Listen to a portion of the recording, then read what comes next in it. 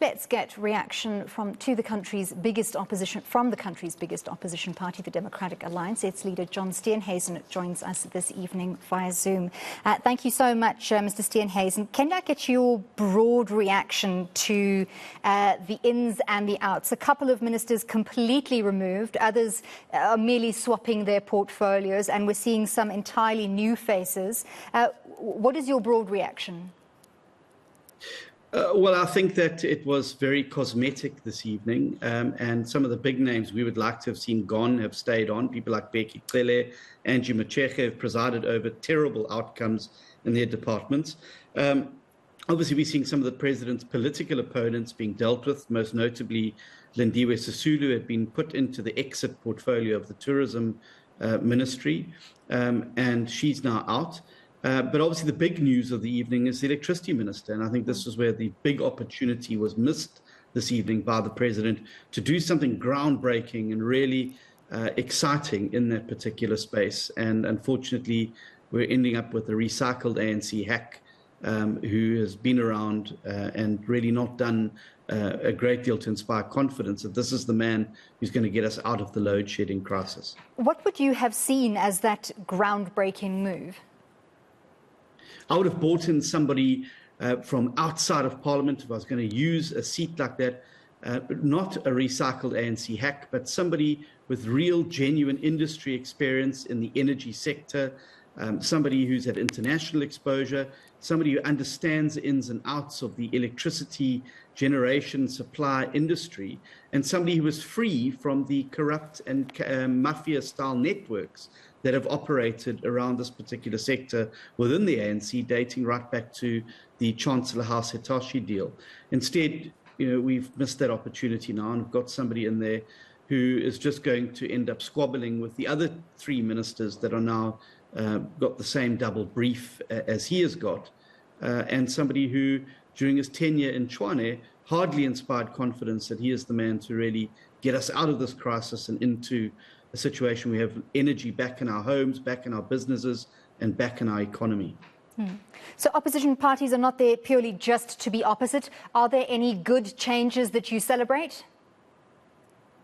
Well, there's some hardworking MPs that have ascended mainly into the deputy presidency positions and deputy minister positions, and we obviously wish them well. Obviously, the deputy president has now ascended to his position as per their conference resolution, and we wish Mr. Mashatile well and hope that he's going to be far more hands-on as a leader of government business in ensuring that his fellow ministers in the cabinet actually attend to their parliamentary responsibilities and duties, that they are present in the House, that they are answering the questions and doing what needs to be done, because certainly his predecessor spent far more time in Moscow than he did in Parliament.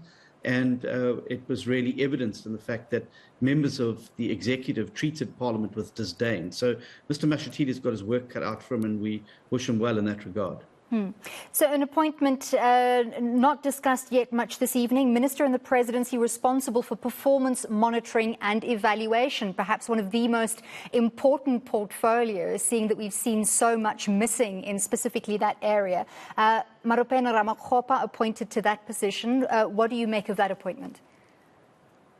Well, it's all going to come down to whether you are able to monitor the performance and evaluate how things are being done. Bear in mind, the president promised us when he was first elected that there were going to be performance agreements with ministers.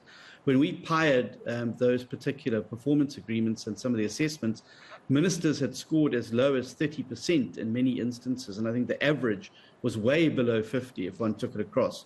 So it's very clear that you can talk about performance monitoring and evaluation, but the talk is cheap. It comes down to whether there will be genuine consequences for directors generals and ministers who don't perform, because we've seen, for instance, Bheki Cele is the worst performing police minister in the history of post-democratic South Africa, presiding over a situation where over 80 of our citizens are murdered every single day and gender-based violence is running rampant, and yet he has retained his position.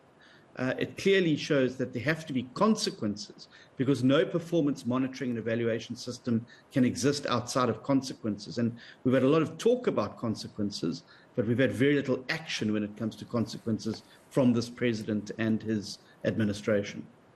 In the run-up, some say that this cabinet reshuffle would make or break the ANC. Based on the new cabinet formation, which do you think it will be, or do you think that statement was exaggerated given the outcome?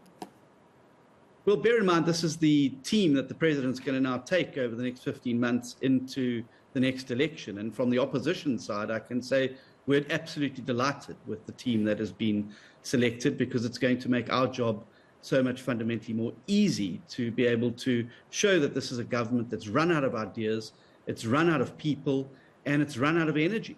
And what is required in South Africa is a new team to be able to excite, to be able to deliver, and to be able to give the energy that this country is going to need to get out of the darkness that the ANC has plunged us into, and into the light of new opportunity, new hope, and a new vision for our country.